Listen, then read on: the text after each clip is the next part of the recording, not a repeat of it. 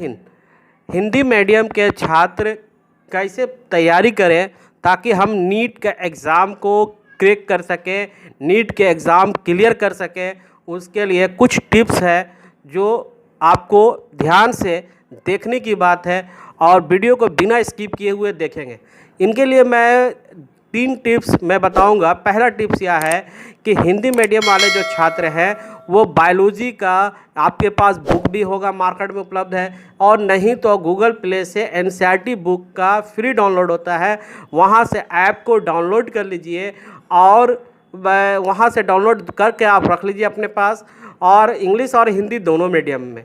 पहले आप क्या करें, हिंदी मीडियम की बुक को कंटिन्यू आप स्टडी करें, लाइन बाय लाइन उसे पढ़ें और कुछ क्वेश्चन जो होते हैं उस क्वेश्चन को या फिर उस मेन पॉइंट को आप अंडरलाइन करते चले जाएं। फिर आपको जैसे ही आप एनसीईआरटी बुक हिंदी का कंप्लीट होता है तो एक बार आपको इंग्लिश मीडियम के बुक चाहे समझ में आए या ना आए फिर भी आप उसे कंप्लीट कर लें, यानी उसको पढ़ लें रीडिंग करके।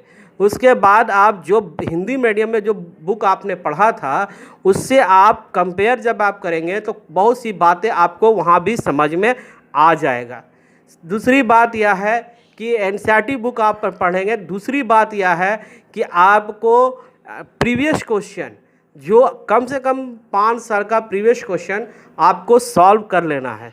5 साल का क्वेश्चन इसलिए सॉल्व करना है क्योंकि बायोलॉजी में खासकर मैं बता दूं कि बायोलॉजी का प्रीवियस क्वेश्चन को जब बनाएंगे तो बहुत ही ऐसे ऐसे क्वेश्चन मिलेंगे जो कि आपके कॉन्सेप्ट जो आप पढ़ा है उससे ज़्यादा डिफ़िकल्ट लगेगा कि बहुत डिफ़िकल्ट क्वेश्चन है। तो उसको हमको सॉल्व करने का तरीका यह है कि आप उसका एक्सप्लेनेशन को आप अधिक समझने की कोशिश कीजिए। आप 5 साल का प्रीवियस क्वेश्चन अच्छी तरह से प्रैक्टिस कर लीजिए, बस इससे ज़्यादा प्रैक्टिस करने की ज़रूरत नहीं है, क्योंकि 10 साल का, 12 साल का, 15 साल का कोई ज़रूरत नहीं है। 5 साल का प्रीवियस क्वेश्चन को आप प्रैक्टिस कर लीजिए तो वहाँ पर आपका एक तो क्लियर हो जाएगा, दूसरी बात क्लियर हो जाती है। तो तीसरी पॉइंट को आप करेंगे क्या कि बायोलॉजी या फिज़िक्स और केमिस्ट्री का जहाँ भी आप कोचिंग इंस्टीट्यूशन आप कर रहे हैं वहाँ के इंस्टीट्यूशन का आप नोट्स बनाइएगा। नोट्स बनाना बहुत ज़रूरी है। बिना नोट्स बनाए हुए आपको बहुत दिक्कत होगा। बहुत से बच्चे क्या करते हैं, क्लास में जाते हैं और नोट्स नहीं बनाते हैं, सोचते हैं ये तो हमको पता ही है। सो ऐसा कभी ना करें। सबसे पहली बात ये 3 पॉइंट को आप पहले एकदम बनाए, नोट्स वगैरह बनाते रहे। और क्योंकि नोट्स जो है वो 11th आवर्स में यानी लास्ट टाइम में आपको रिवीजन करने का और पूरी तरह से बैकअप देने का काम करता है। सबसे पहली बात, आप अगर नीट का या किसी भी कंपटीशन का एग्ज़ाम दीजिएगा तो एग्ज़ामिनेशन को क्रैक करने के लिए जो एग्ज़ामिनर जिस तरह से हमारा सिलेबस होता है उस तरह से एग्ज़ामिनर जब एग्ज़ाम लेती है तो उसका भी एक सिलेबस होता है। उस आधार पर क्वेश्चन को बनाया जाता है। क्वेश्चन को 3 कैटेगरी में बांटा जाता है फ्रेंड्स। सबसे पहले मेरे प्रिय दोस्त आप जान लीजिए 3 कैटेगरी में बांटा जाता है। पहला 100 मार्क्स का मान लीजिए क्वेश्चन है तो 50 क्वेश्चन जो होता है वो एवरेज क्वेश्चन होता है जो सारे बच्चों बना सकते हैं, और 30 क्वेश्चन ऐसे होते हैं जो थोड़ा सा टफ होता है। यही 30 क्वेश्चन में बेसिक कॉन्सेप्ट के आधार पर होता है जहां आपका सिलेक्शन होता है। ये 30 क्वेश्चन। अब 20 क्वेश्चन ऐसे होते हैं जो आपको सब्जेक्ट के माहिर बनने वाले बच्चे ही सॉल्व कर पाते हैं।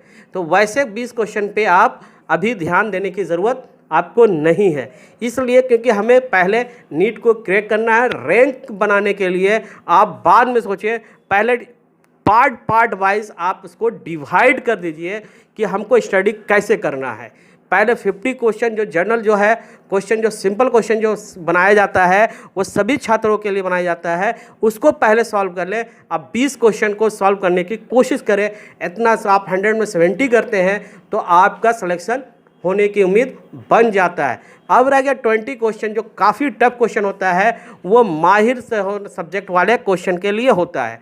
उसमें आपको इसमें डिग्री हासिल नहीं करना है। जो 30 जो क्वेश्चन बच जाएंगे, हमारे 20 क्वेश्चन जो बच गया, वो डिग्री हासिल करने के लिए आपको कोई मास्टर नहीं बनना है, आपको एग्ज़ाम को क्रैक करना है। इसलिए वैसे क्वेश्चन पे ज़्यादा ध्यान ना दें, क्योंकि हम लोग भी जब पढ़ाते हैं तो बहुत से क्वेश्चन को बच्चे जब पूछते हैं, जो टिपिकल क्वेश्चन होता है, जो उसके लाइक करने, जो इसके कमिंग एग्जामिनेशन में नहीं आने वाले होते हैं, उस क्वेश्चन पे हम लोग भी इग्नोर करते हैं कि नहीं छोड़ो इसको बाद में देखेंगे। इसलिए ताकि बच्चों को पहले सिलेक्शन करवाना है, तब फिर उसका एक स्थान दिलवाना है, सबसे बड़ी बात यह है। इसलिए प्रीवियस क्वेश्चन को बना के वक्त एक बार ध्यान रखिएगा। इसलिए बहुत टफ क्वेश्चन बनाने का, सॉल्व करने का ज़रूरत नहीं है आपको। पहले आप छोटे छोटे पार्ट में अपने प्रिपरेशन को छोटे छोटे पार्ट में, टुकड़ा में तोड़िए, तब आपकी मंजिल आसान हो जाएगी। ज़्यादा टफ क्वेश्चन बनाने में रहिएगा तो आपको जो 50 + 30 यानी 80 नंबर का जो क्वेश्चन है वो भी आपका छूट जाएगा, वो 20 नंबर के 20 मार्क्स को और लाने के मकसद में। इसलिए बहुत टफ हो जाएगा। इसलिए आप सभी छात्र हिम्मत रख के इत्मीनान से स्टडी करें और ये उम्मीद अपने को बोले ऑल इज़ वेल, यानी मैं कर सकता हूँ, क्योंकि इसी धरती पे करने वाला ही छात्र एग्ज़ाम को क्रैक भी करता है। इसलिए हिंदी मीडियम के छात्रों को घबराने की कोई ज़रूरत नहीं है, वो अपना स्टडी धीरे धीरे करते जाए। और आपने कहानी सुना ही है, एकदम कॉमन कहानी है कछुआ खरगोश का। धीरे धीरे भी आप, कछुआ चलता है तब भी रेस जीत जाता है, उसी तरह से आप भी धीरे धीरे चलते जाइए, छोटा छोटा चीज़ को आप गेन करते जाइए, तो देखिए एक दिन बहुत बड़ा आपको पावर मिल जाएगा, आपका सिलेक्शन हो जाएगा। ये आने वाले वीडियो में और भी आपको बताएंगे एग्जामिनेशन क्रैक कैसे करते हैं। इसलिए चैनल को सब्सक्राइब करके रखें और बेल नोटिफिकेशन को भी ऑन कर दें। जय हिंद, जय